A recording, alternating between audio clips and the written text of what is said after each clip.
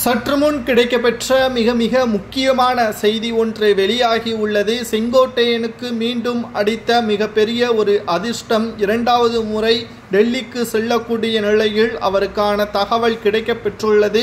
இந்த முறை பிரதமர் மோடி அவர்களை சந்திக்க உள்ளார். முதல் முறை சென்ற பொழுது உள்துறை அமைச்சரையும் நிர்மலா சீதாராமனையும் சந்தித்த செங்கோட்டையன் அவர்கள் தற்பொழுது நேரடியாக இன்று பிரதமர் மோடி அவர்களிடம் 30 நிமிடங்கள் சந்திப்பு நடைபெற உள்ளதாகவும், அனைத்திந்திய அண்ணா திராவிட முன்னேற்ற கழகத்தை முழுமையாக செங்கோட்டையன் தலைமை ஏற்பதற்கான அனைத்து சாத்தியக்கூறுகளும் கிடைக்கப்பெற்றுள்ளதாக நமக்கு கிடைக்கப்பெற்ற தகவலை நாம் பார்த்து வருகிறோம்.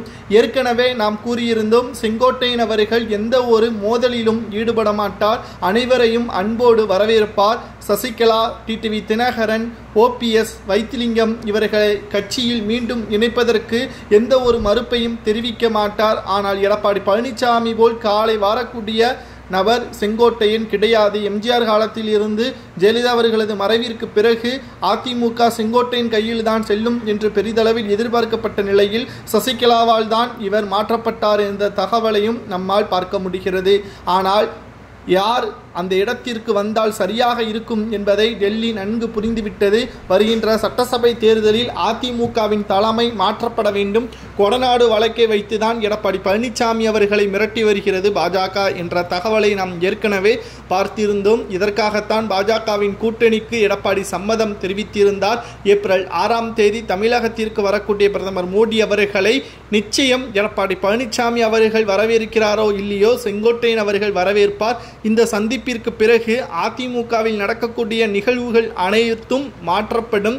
செங்கோட்டையன் அவர்களை முன்னிறுத்தி பல நிகழ்ச்சிகள் நடத்தப்படும். செங்கோட்டையன் அவர்கள் அதிமுகவின் பொதுச் செயலாளர் அந்தஸ்திற்கு வருவார். சட்டசபை தேர்தலின் பொழுது பல மாற்றங்களை எதிர்நோக்கி காத்து கொண்டிருக்கிறது அதிமுக என்ற தகவலை நம்மால் உறுதியாக கூற முடியும். ஏற்கனவே சசிகலாவும் OPSம் மீண்டும் அதிமுகவில் இணைவார்கள் என்ற தகவலை நாம் ஏற்கனவே பார்த்திருந்தோம். நேற்று OPSற்கு டெல்லிக்கு செல்லக்கூடிய வாய்ப்பு கிடைத்தது. இன்றைக்கு செங்கோட்டையனுக்கு வாய்ப்புகள் கிடைக்கப்பெற்றுள்ளது. செங்கோட்டையன் அவர்கள் பிரதமர் மோடி அவர்களை சந்தித்து சில உண்மையான தகவல்களையும் அதிமுக வெற்றியடைவதற்கு வழி என்னவென்பதை, எடப்பாடி பழனிசாமி பற்றியான தகவல்களையும் பிரதமர் மோடி அவர்களிடம் தெரிவித்து விட்டால் அதிமுகவின் பொதுச் செயலாளர் மட்டுமல்ல, 2026 முதல்வர் வேட்பாளராக கூட செங்கோட்டையன் அவர்களை நியமிக்கப்படலாம் என்ற தகவல் தான் அரசியல் வட்டாரத்திலிருந்து நமக்கு கிடைக்கப்பெற்ற மிக முக்கியமான தகவலாக பார்க்கப்படுகிறது.